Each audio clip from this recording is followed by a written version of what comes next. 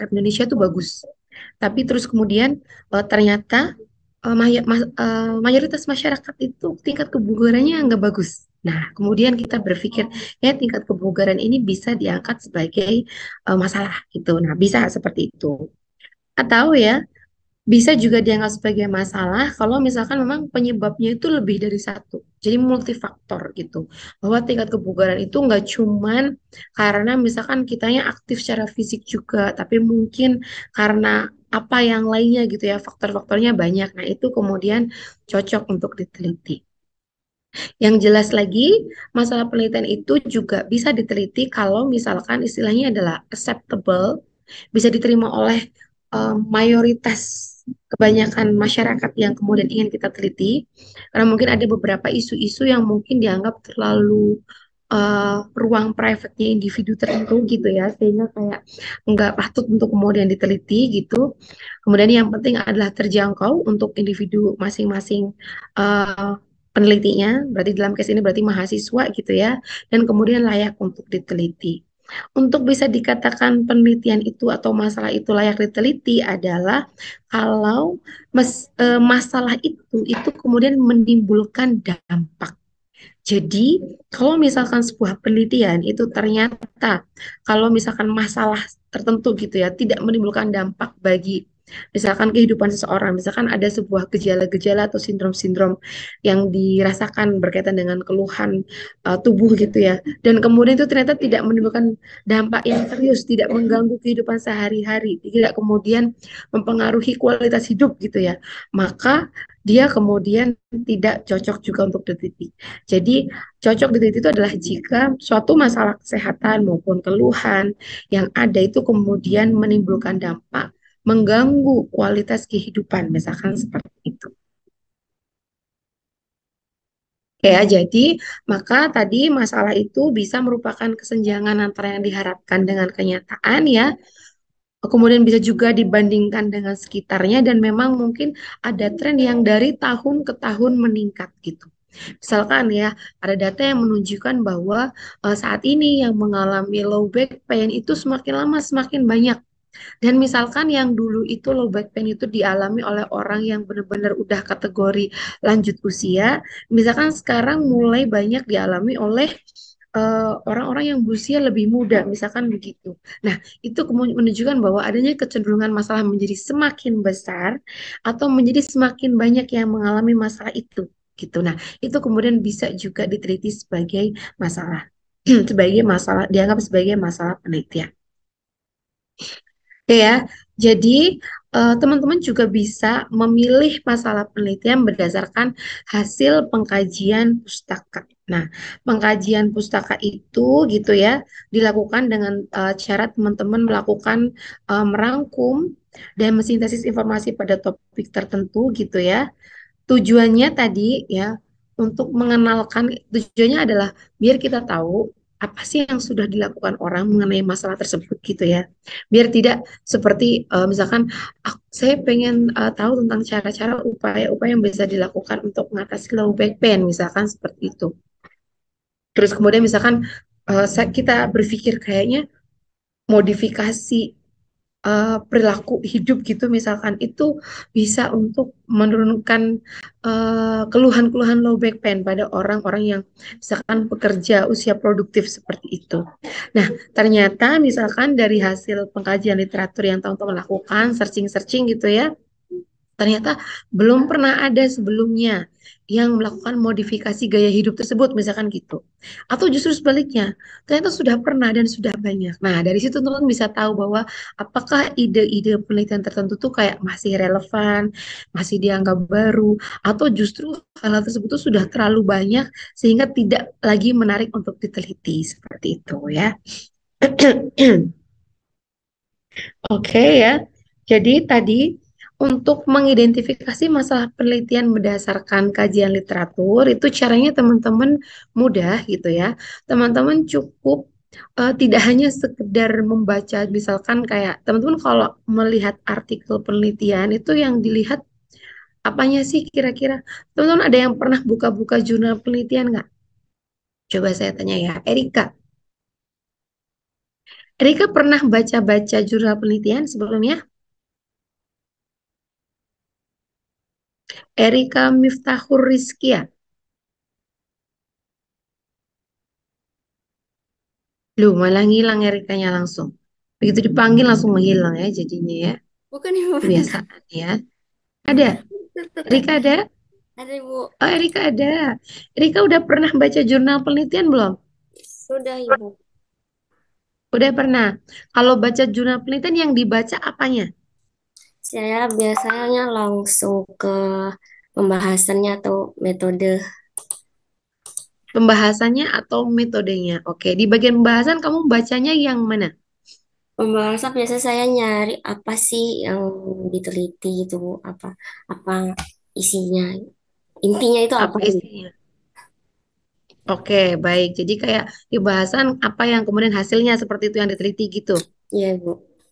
Oke, baik. Saya coba yang lain lagi. Maharani. Iya, Ibu. Oke, Maharani udah pernah buka-buka artikel penelitian? Udah, Ibu. Mm-mm. Terus kalau lagi baca artikel penelitian yang kamu baca terutama apanya? Yang pertama tuh biasanya abstraknya dulu, Ibu. Terus ke Mm-mm. metodenya. Berarti abstraknya hasilnya singkat gitu ya. Terus kemudian metode itu. Oke, Ibu. Oke, baik. Nanti teman-teman kalau misalkan membaca artikel penelitian itu ditambah. Jangan cuma sekedar judul, terus kemudian baca abstrak hasil singkat gitu ya, dan kemudian kesimpulan singkat. Tapi teman-teman coba tambah lagi ketika teman-teman membaca gitu ya, jurnal penelitian itu ke bagian pembahasan. Dan bagian pembahasannya lebih tepat lagi, kalian cari di bagian bawah-bawah deket kesimpulan yang terutama menjelaskan tentang kayak limitasi gitu ya, limitasi atau keterbatasan penelitian atau kelemahan penelitian atau misalkan saran yang direkomendasikan oleh peneliti yang tertulis di bagian pembahasan. Nah, di sana biasanya peneliti itu kemudian menuliskan semacam apa sih yang masih kurang dari penelitian ini. Dan kemudian biasanya penelitinya juga akan menuliskan apa lagi yang bisa ditambahkan agar penelitian itu jadi lebih baik atau yang misalkan belum bisa dilakukan pada penelitian ini. Nah, hal yang ada di keterbatasan atau limitasi itu yang kemudian bisa membuat novelty gitu ya, bisa membuat adanya tambahan dari penelitian yang sudah ada. Maka misalkan ya nanti teman-teman penelitian teman-teman pengen mereplikasi intervensi yang dilakukan di jurnal yang teman-teman baca. Tapi teman-teman pengen melihat ada beda gitu dibandingkan dari yang dia lakukan. Nah, teman-teman bisa melakukan saran yang dituliskan oleh penulisnya gitu ya, yang ada di bagian pembahasan itu. Jadi misalkan di sarannya dituliskan disuruh menambahkan apa namanya sampel sejumlah seberapa misalkan begitu atau meningkatkan lingkup penelitian atau misalkan menambahkan variabel apa sebagai pembanding misalkan seperti itu. Nah, itu yang kemudian bisa teman-teman lakukan untuk di penelitian yang akan teman-teman lakukan ini gitu ya. Sehingga itu menjadi istilahnya novelty dari penelitian yang teman-teman lakukan dan pembeda dari penelitian yang sudah ada gitu ya. Jadi teman-teman tambahkan baca di bagian pembahasan, mencari bagian limitasi. Itu kemudian untuk menemukan novelty-novelty penelitian yang baru seperti itu. Nah, kemudian gimana sih teman-teman caranya memfokuskan searching ide penelitian? Jadi, mungkin saya mau tanya-tanya dulu. Teman-teman kalau searching keyword di Google itu cara kalian milih tuh gimana? Misalkan teman-teman pengen pengen cari tentang apa sih kaitan suatu artikel, kemudian kalian cari keywordnya itu kalian pakainya kata atau pakai kalimat. Saya mau tanya ke siapa ya ini? Amelia Dwi. Ya, Bu. Ya, kamu kalau searching di internet gimana, Mbak? Di Google maupun di Scholar, kamu biasanya kalau searching tentang suatu topik masalah apa gitu ya, carinya di mana? Dari kata kunci keywordnya, Bu. Judul Hmm, topik yang mau dicari. contohin aja. Misalkan kamu nyarinya berupa kalimat apa berupa kata?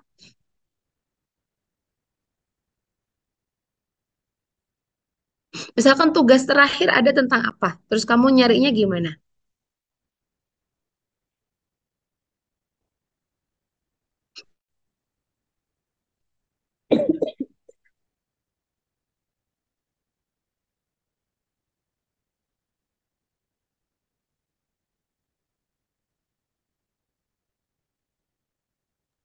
Saya Amelia? carinya kayak randomized control trial gitu, Bu. Dari gitu, dari PubMed gitu, Bu.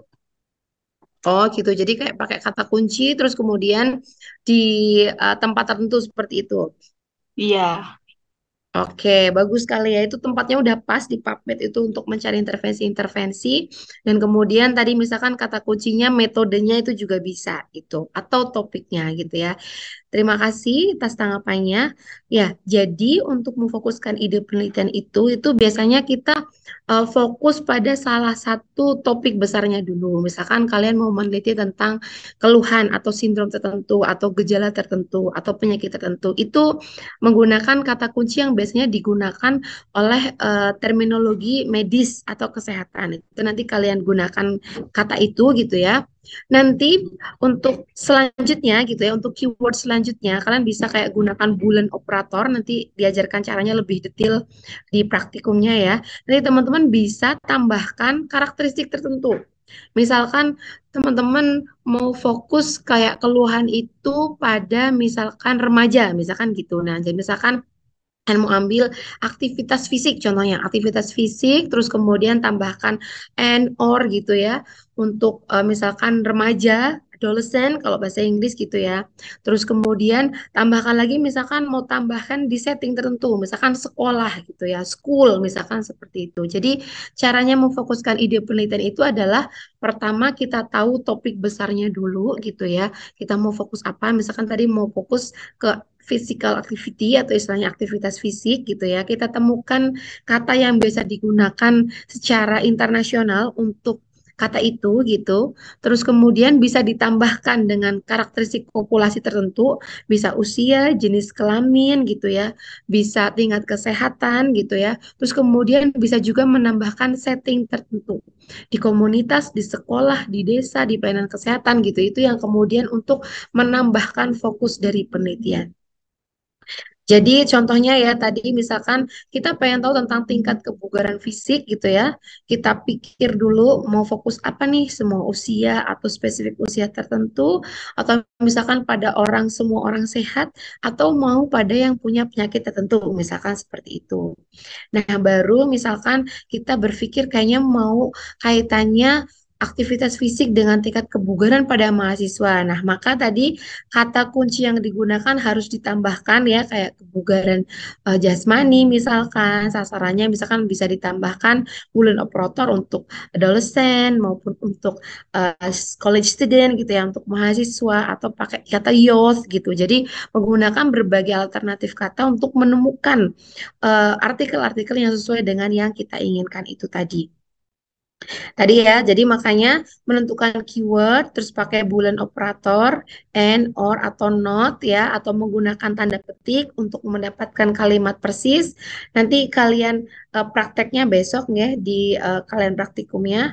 Terus kemudian nanti dari menentukan keyword menggunakan boolean operator itu, terus kemudian nanti hasil yang kalian temukan itu kemudian dituliskan hasil reviewnya meliputi misalkan variabelnya, metodenya, sampelnya, hasilnya, dan yang penting tadi keterbatasan penelitian untuk menemukan novelty dari penelitiannya. Kita menuliskan variabel itu untuk kita pembelajaran nanti nulis variabelnya yang betul kalimatnya apa, istilahnya keyword yang digunakan seringnya apa, metode untuk kita pembelajaran kita sendiri nanti metode yang mau kita gunakan apa, dan sampelnya dan hasilnya itu untuk overview kita untuk nanti merancang penelitian kita. Dan tadi keterbatasan tadi ya tujuannya untuk kita menemukan tadi novelty dari penelitian biar ada pembeda dibandingkan dari penelitian yang sudah misalkan dilakukan oleh seseorang itu seperti itu. Itu yang wajib dicatat gitu ya. Tadi jadi melakukan kajian pustaka tuh manfaatnya itu tadi langsung saya skip aja ya dengan tadi melakukan itu.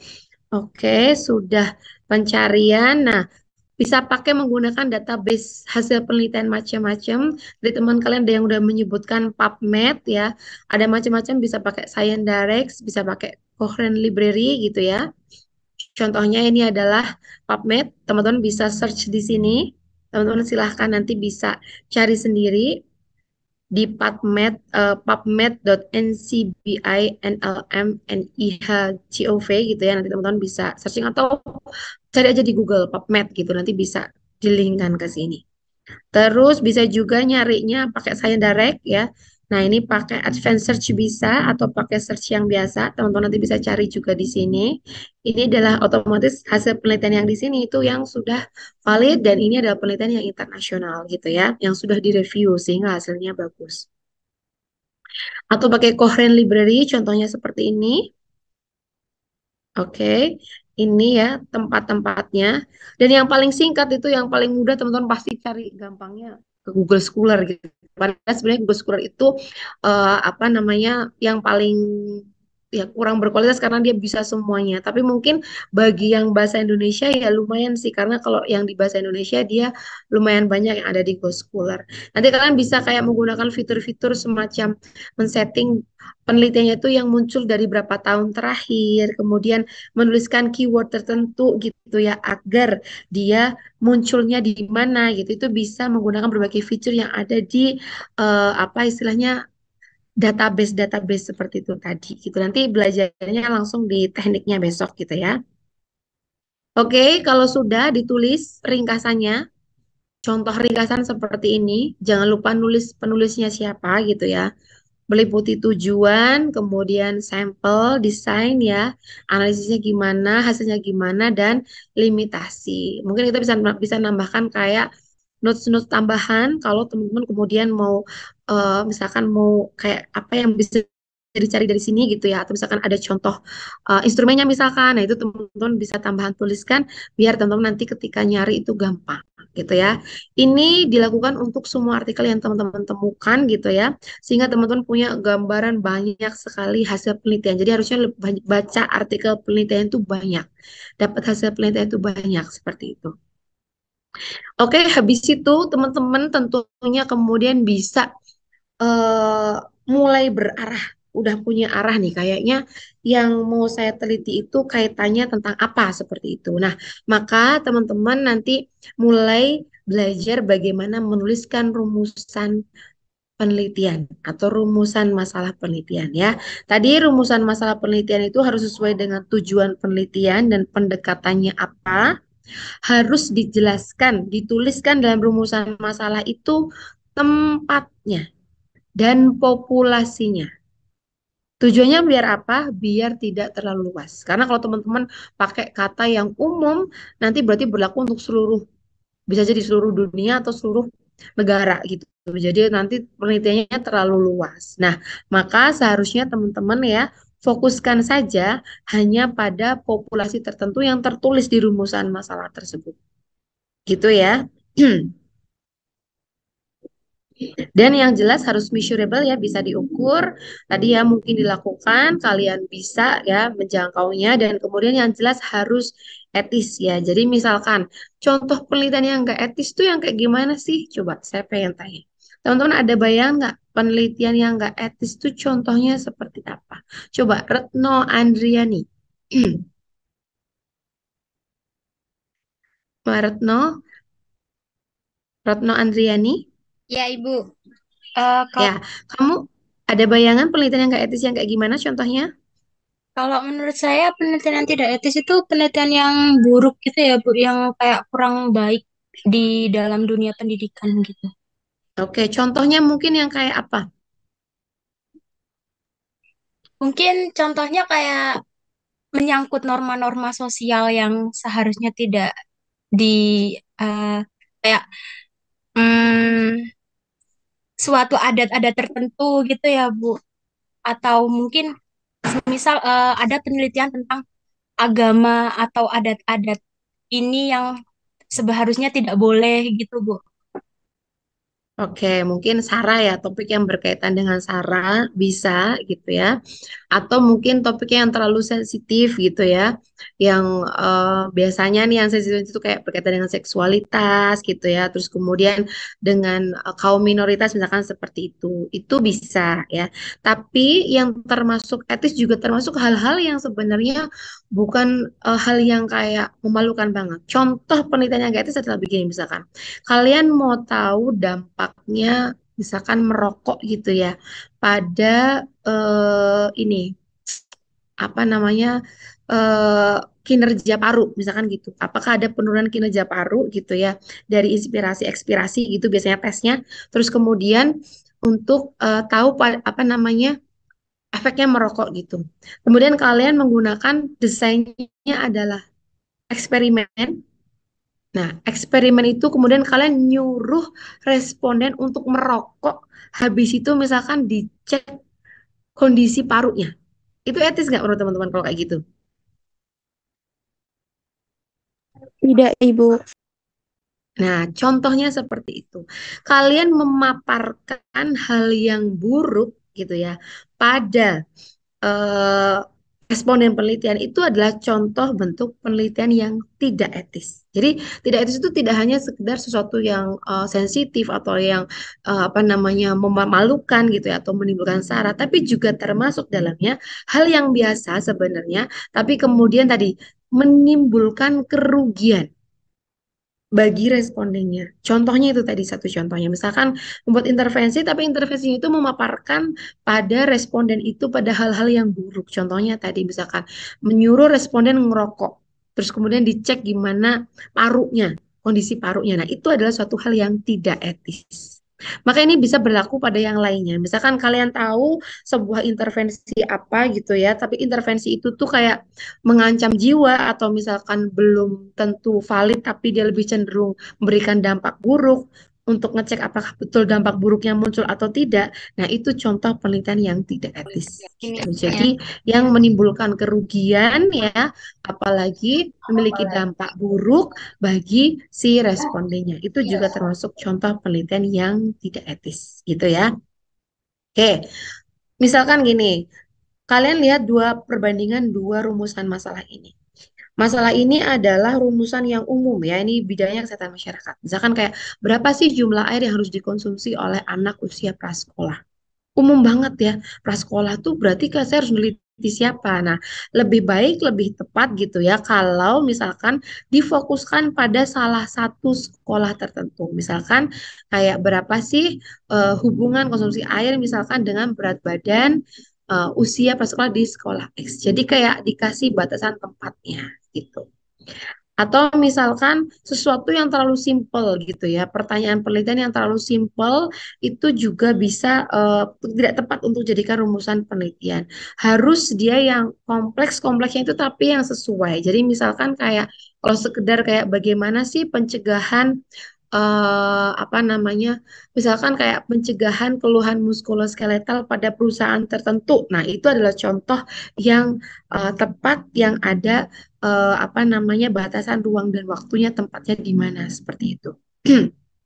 Gitu ya. Atau misalkan terlalu luas gitu ya. Apa yang mempengaruhi obesitas pada anak Indonesia? Nah, itu terlalu luas. Maka fokusnya misalkan apa yang mempengaruhi obesitas di atau misalkan faktor-faktor apa yang menimbulkan berhubungan dengan kegemukan gitu ya di sekolah tertentu seperti itu. Jadi itu adalah contoh-contoh yang rumusan masalah yang lebih sesuai seperti itu. Nah, misalkan contoh rumusan masalah penelitian itu juga bergantung dari pendekatannya, ya. Jadi contohnya, sorry ini ada typo berapanya dihapus ya harusnya ini adalah bagaimana ya yang pertama misalkan bagaimana deskripsi tingkat kebugaran remaja di SMA Batik Surakarta misalkan gitu.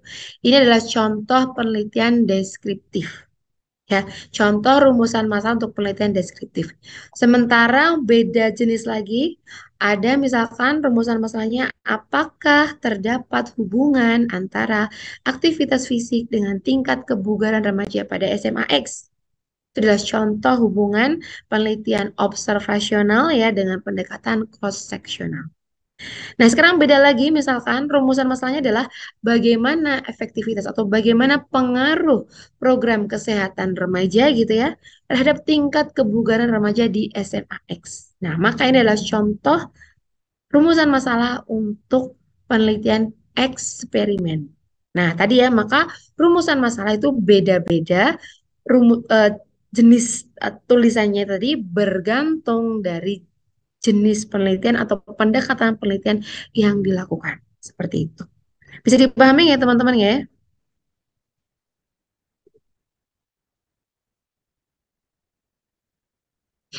Oke, sekarang kita masuk ke yang berikutnya gitu ya. Dari hasil pencarian eh, tinjauan pustaka tadi, kita juga bisa mendapatkan hal penting lainnya, yaitu kita bisa menyusun yang namanya kerangka kerja penelitian. Jadi kerangka kerja penelitian itu tuh kalian bisa kayak menggambarkan gimana sih hubungan teoritis maupun logis antara satu variabel dengan variabel yang lainnya. Misalkan hubungan antara variabel bebas dengan variabel terikat gitu. Jadi dengan kemudian teman-teman melakukan tinjauan pustaka, baca-baca yang banyak gitu ya, teman-teman akhirnya bisa oh paham, oh gimana sih tadi ceritanya kok aktivitas fisik yang baik itu bisa mempengaruhi tingkat kebugaran jasmani remaja, misalkan seperti itu. Nah, maka tadi ya kerangka kerja teori itu harus disusun berdasarkan ya teori yang sudah ada jelas, bukti ilmiah gitu ya, maupun hasil-hasil penelitian tadi.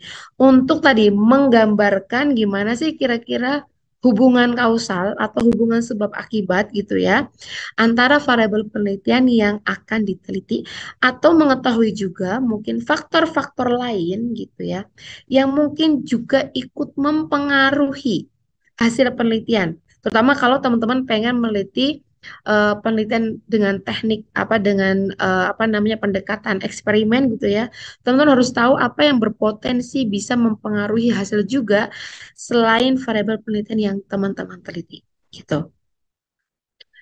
Jadi caranya menyusun kerangka teori itu adalah mulainya dari akhir.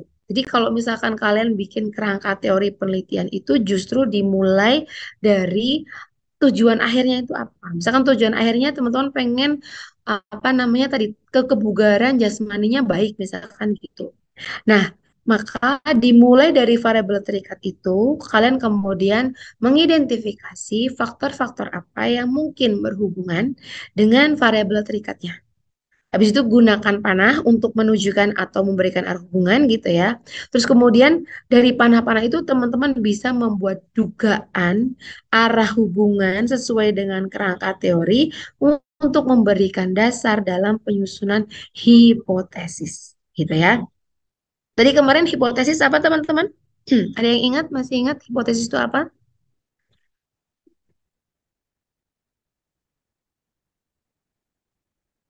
Ada yang ingat kemarin hipotesis artinya apa? Dugaan sementara, Bu.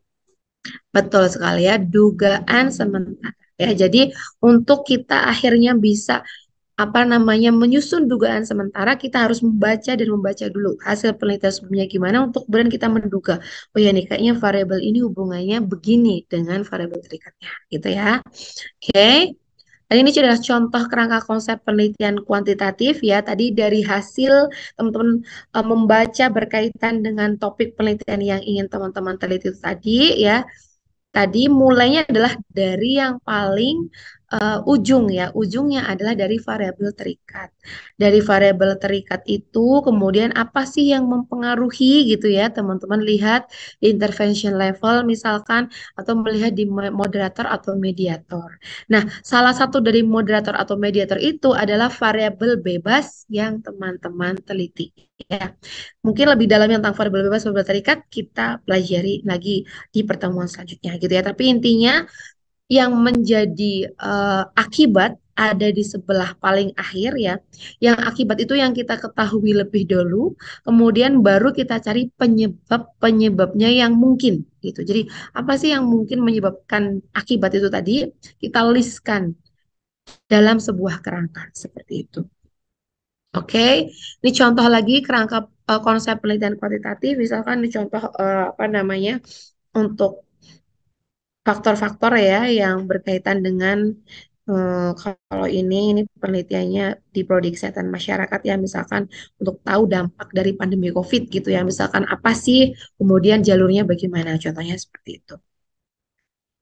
Oke ya, sekarang tadi setelah kita bisa menyusun hipotesis, maka tadi setelah itu kita tahu apa yang kemudian menjadi penjelasan hubungan yang logis gitu ya antara variabel yang kita teliti. Misalkan tadi kita lihat ya di yang sebelumnya apa sih yang kemudian mempengaruhi tadi physical activity gitu ya. Misalkan kita tadi melihat berbagai macam faktor gitu ya, apa yang mempengaruhi aktivitas fisik gitu. Nah, kemudian apa yang menjadi penyebabnya kita kemudian bisa menimbulkan memunculkan dugaan-dugaan. Nah, dugaan itu tadi itu adalah disebut sebagai hipotesis. Bagian akhir dari tinjauan pustaka, maka kita harus bisa menyusun hipotesis. Jadi tadi, seperti jawaban teman kalian, hipotesis adalah dugaan sementara.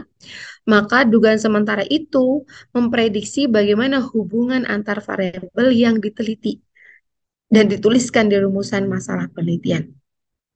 Kemudian hipotesis itu disusunnya gitu ya dengan teman-teman sudah membaca teori maupun bukti ilmiah yang sudah ada gitu ya. Atau bisa kayak bukti ilmiah itu boleh juga misalkan baru kayak dugaan-dugaan masih terbatas itu juga nggak apa-apa. Bisa juga yang intinya ada dasar yang mendasari dari hasil penelitian sebelumnya maupun teori yang kemudian menjadi prediksi gitu. Oh ya hubungannya seperti apa? Apakah A mempengaruhi B atau tidak seperti itu.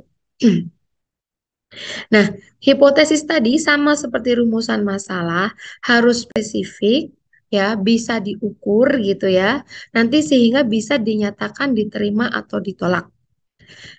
Bikin hipotesis, narasinya harus sesuai banget. Jadi harus benar-benar sama dengan rumusan masalah penelitian. Terus harus sudah menjelaskan variabel yang diteliti. Jadi kata variabelnya itu harus sudah muncul di hipotesis itu. Dan harus jelas, ringkas, nggak boleh bertele-tele gitu ya. Dan yang pasti harus dapat diuji. Itu adalah hipotesis yang baik ya. Kemudian tadi hipotesis yang baik itu kemudian nanti diuji ya, diuji dengan apa namanya? Bukti-bukti data penelitian gitu ya. Kemudian bisa juga kita tuliskan hipotesis operasional seperti itu. Nah, nanti kalian akan kenal ada dua jenis hipotesis, yaitu hipotesis statistik ya di sini. Ada yang namanya hipotesis nol atau null atau hipotesis alternatif. Ini mudah banget ya, teman-teman tinggal membedakannya begini. Kalau hipotesis nol itu adalah hipotesis yang menyatakan tidak ada hubungan atau pengaruh antara variabel bebas dengan variabel terikat. Itu kalau nol atau nol. Berarti nol itu tidak ada. Sementara kalau hipotesis alternatif itu adalah menyatakan dugaan ada hubungan atau ada pengaruh antara variabel bebas dengan variabel terikat ya. Sangat simpel. Nol itu tidak ada, alternatif itu ada hubungan gitu ya.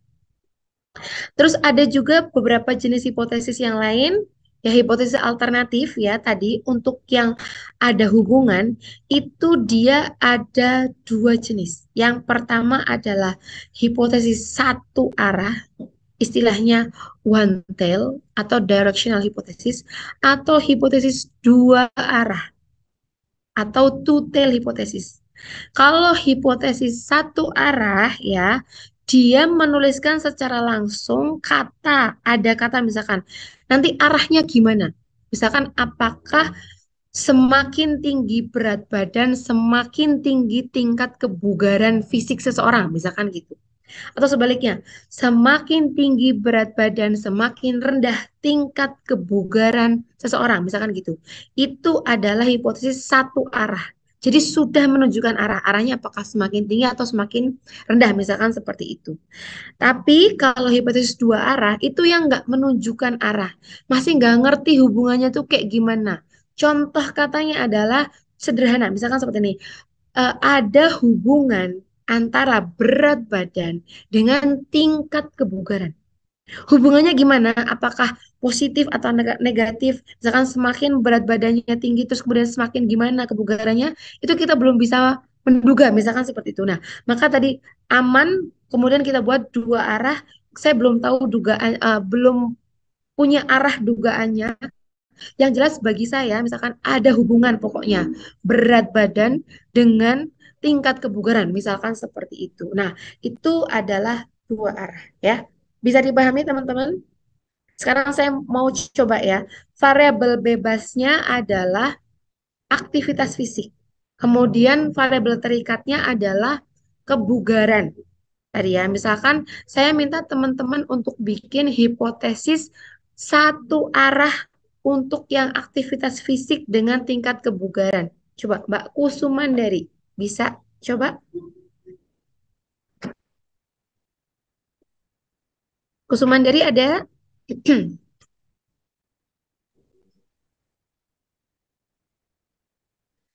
Jawab ada atau tidak ada dulu. Saya Ada, yakin Ibu. kamu ada nggak? Ada, oke.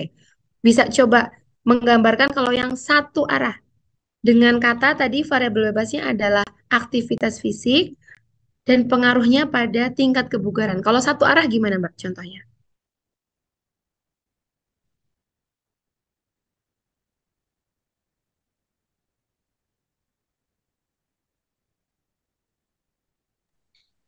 Mungkin meningkatnya aktivitas fisik pada remaja akan meningkatkan kebugaran. Seperti itu mungkin Ibu.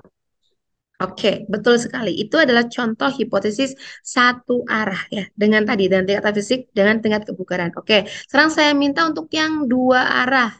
Saya acak aja. Siapa ini ya?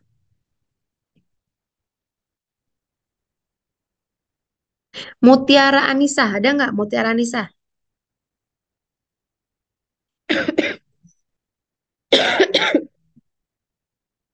Nggak ada. Yang penting jawab dulu ada atau nggak adanya ya. Atau ada yang mau jawab? Volunteer aja silahkan. Ada yang mau volunteer? Kalau yang tadi dua arahnya untuk yang aktivitas fisik dengan tingkat kebugaran. Ada yang mau volunteer?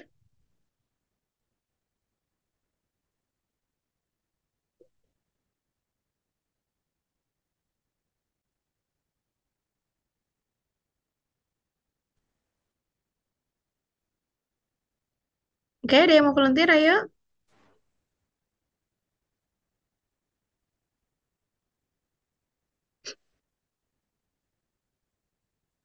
Hanifah Imtiaz. Hadir Ibu. Ya, coba gimana kalau yang dua arah, hipotesis dua arah tadi pakai kata aktivitas fisik dan kebugaran. Sebelumnya mohon maaf kalau salah ya, Bu. Oke, nggak apa-apa, kita belajar ya. Kalau menurut saya itu seperti ini, Bu. Misalnya kayak tidak terdapat hubungan sebentar. Aktivitas fisik pada lansia itu tidak meningkatkan kebugaran pada lansia. Seperti itu, Bu. Oke, baik. Jadi semakin semakin mudah kita buat yang lebih netral lagi ya. Misalkan gini, Mbak. Ada kalau hipotesis alternatif itu adalah yang ada hubungan ya. Yang nol itu yang tadi tidak ada. Maka kalau yang alternatif, yang hipotesis ada one tail to tail itu berlaku untuk hipotesis yang alternatif, yang ada hubungan. Nah, maka tadi kalau yang two tail itu adalah ada hubungan antara tingkat aktivitas fisik, misalkan pada lansia gitu ya, dengan tingkat kebugaran. Nggak tahu apakah semakin tinggi terus kemudian semakin tinggi juga kebugaran, itu kita nggak mempertimbangkan itu. Pokoknya kita cuma pikir, pokoknya ada hubungan deh. Nggak tahu gimana nanti hubungannya. Gitu ya. Oke teman-teman ya, semoga bisa dipahami untuk yang one tail dan two tail. Nah sekarang pertanyaannya mana sih yang lebih baik antara one tail atau two tail? Sebenarnya ya, sebenarnya kalau misalkan memang teori dan penelitian sebelumnya itu sudah benar-benar jelas mengindikasikan arah hubungan, ya kita mungkin bisa cocok menggunakan yang one tail tadi atau satu arah itu tadi. Tapi kalau misalkan kayak belum menjelaskan arah hubungan, belum jelas pengaruhnya, atau penelitian sebelumnya ada yang semakin tinggi, kemudian semakin tinggi kebugaran, tapi malah menemukan juga yang sebaliknya, semakin tinggi malah semakin rendah gitu ya. Jadi kayak buktinya tuh belum konsisten, ya maka lebih baik menggunakan two tail saja gitu. Tapi ada juga efek dan konsekuensi dari menggunakan one tail atau two tail. Kalau kita menggunakan hipotesis satu arah itu maka nanti dalam hitungan rumus statistik kita untuk menghitung sampel, dia nanti akan memerlukan sampel yang lebih besar. Karena apa? Karena lingkup untuk membuktikan hipotesisnya itu kalau dalam kurva tuh dia jadi semakin sempit. Cuma di satu sisi aja. Sehingga untuk membuktikan yang satu arah itu nanti memerlukan jumlah sampel yang jauh lebih besar. Nah, maka tadi ya teman-teman, untuk kemudian teman-teman mempertimbangkan mau one tail to tail itu juga bergantung tadi sumber daya teman-teman untuk nanti mendapatkan sampelnya. Karena nanti otomatis kalau yang satu arah, teman-teman memerlukan jumlah sampel juga harus lebih besar untuk bisa membuktikan secara statistik itu representatif seperti itu. Jadi itu yang harus dipertimbangkan ketika mau memilih apakah one tail atau two tail ya. Kalau sederhananya sih untuk penelitian pemula seperti kita ya, skripsi gitu, ya baiknya tutel aja. Biar secara sampel nanti hitungannya nggak memberatkan gitu ya, karena jumlahnya nanti bisa istilahnya lebih dikondisikan. Dan biasanya memang selalu ada ketidakpastian dalam hubungan itu. Ada yang kemudian penelitian sebelumnya berhubungan, ada juga yang nggak berhubungan gitu. Jadi kayak cari aman di tutel aja. Kalau untuk peneliti pemula, karena tadi kita biasanya terbatas dengan sampel gitu. Oke, dan kemudian apakah setiap penelitian harus punya hipotesis? Ya, jawabannya tidak. Tidak semua penelitian harus punya hipotesis. Kalau penelitian ada jenis penelitian deskriptif ya, teman-teman cuma pengen tahu tingkat kebugaran lansia di posyandu A, misalkan gitu. Penelitian teman-teman misalkan seperti itu. Maka teman-teman tidak memerlukan hipotesis. Penelitian hipotesis hanya diperlukan kalau teman-teman mau meneliti mengkaji hubungan A dan B. Apakah ada pengaruh antara A dan B? Gitu. Maka teman-teman perlu hipotesis. Tapi kalau penelitian eksploratif seperti penelitian kualitatif atau penelitian deskriptif kayak tadi cuma pengen tahu gambaran tingkat kebugaran remaja di Universitas Muhammadiyah gitu misalkan, maka tidak memerlukan hipotesis. Gitu ya. Penelitian eksploratif itu tadi ya contohnya misalkan kayak penelitian kualitatif gitu. Mungkin bukan areanya fisioterapi ya, tapi mungkin masih ada juga contohnya misalkan barangkali ada teman-teman yang pengen tahu bagaimana peran dukungan keluarga pada misalkan anak yang memiliki gangguan autoimun misalkan sehingga mempengaruhi pergerakan misalkan seperti itu. Pengen tahu gambaran peran keluarganya gitu ketika kayak membantu kebugaran si anaknya yang mengalami autoimun sehingga terpengaruh di pergerakan fisiknya misalkan seperti itu. Itu gambaran-gambaran aja maka itu dia tidak memerlukan hipotesis gitu ya. Contoh deskriptif ini tadi ya, tadi cuman pengen tahu prevalensi seberapa banyak, seberapa persen gitu ya. Pengen tahu gambarannya aja gitu ya. Itu maka tidak perlu menggunakan hipotesis ya. Oke, pertemuan kita cukup sampai di sini, tapi sebelum ditutup, saya mau apa namanya mengkaji apa yang sudah kita teliti mengkaji kan, udah kita pelajari hari ini itu bisa diterima oleh teman-teman atau enggak ya. Tadi maka teman-teman mungkin saya mau fokus ke yang hipotesis aja tadi. Hipotesis ada dua ya, hipotesis nol dan hipotesis nol atau hipotesis alternatif. Contoh hipotesis yang nol, ada yang mau menyampaikan? Yuk, biar kita lebih cepat selesai. Nggak usah tunjuk-tunjukkan. Nanti kalau dijawab nanti selesai kuliahnya. Ayo, siapa yang bisa mengulang tadi kalau yang hipotesis nol, nol hipotesis gitu. Tadi yang contohnya seperti apa?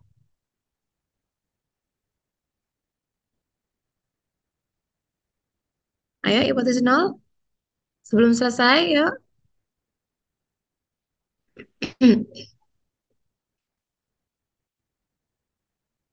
Pakai chat deh, pakai chat kalau nggak mau ngomong. Ayo, biar cepat selesai. Kalau nggak saya tutup-tutup nih. Izin menjawab Izin ya. menjawab. Oke, Sania, silahkan. Maaf sebelumnya kalau salah, Bu. Kalau setahu saya itu hipotesis nol itu eh, tidak ada hubungan antara dua variabel. Tidak ada, Oke, pokoknya ya tidak jadi. ada hubungan antara dua data gitu loh, Bu. Oke, good. Oke, Boleh good. hipotesis Boleh nol, hipotesis nol. ya. Ya. Ya, terima kasih Sania. Sekarang kalau hipotesis alternatif. Yang apa hipotesis alternatif? Izin menjawab ya, Ibu. Maaf kalau salah. Oke. Itu alternatif itu kayak menyatakan dugaan kalau ada hubungan atau pengaruh terhadap paparan penyakitnya. Berarti terbukti ada pengaruh dan hubungannya gitu, Bu. Oke, good job ya. Owada. Namanya apa antik banget ya Owada Aiko ya. Good job, terima kasih Owada. Terus terakhir tadi apa bedanya one tail sama two tail? Hipotesis satu arah maupun hipotesis dua arah pada hipotesis alternatif. Yuk, siapa yang bisa? Kalau yang satu arah kayak gimana, yang dua arah kayak gimana? Yuk, Pamungkas pertanyaan terakhir.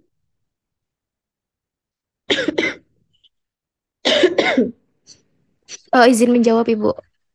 Silakan. Kalau setahu saya itu kalau satu arah dia membutuhkan uji sampel yang lebih besar daripada dua arah. Nah, kalau Contoh misalnya dua arah, formulasi hipotesisnya kayak gimana?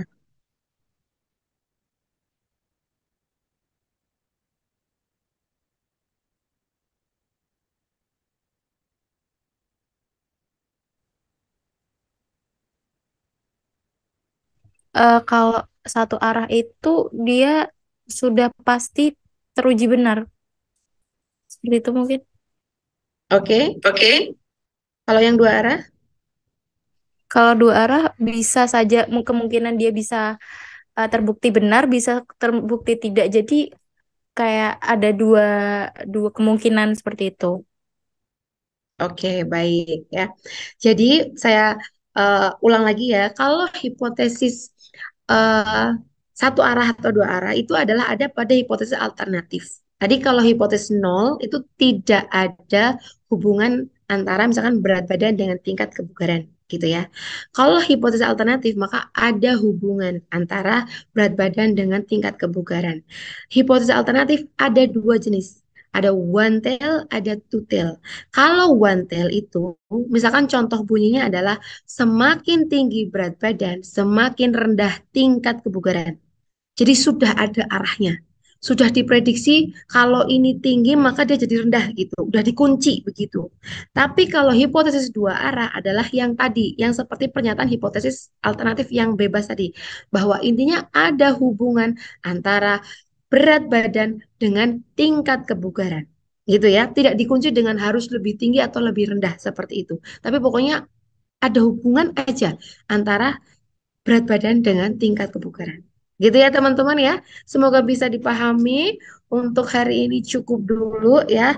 Nanti insya Allah saya akan bikin apa namanya kuis untuk recall, tapi nggak bisa hari ini. Insya Allah saya bikin besok. PJ saya minta tolong untuk mengingatkan saya untuk nge-share link kuisnya gitu ya. Terima kasih. Mari kita baca alhamdulillah bersama-sama. Alhamdulillahirobbilalamin. Alhamdulillah. Assalamualaikum warahmatullahi wabarakatuh. Waalaikumsalam warahmatullahi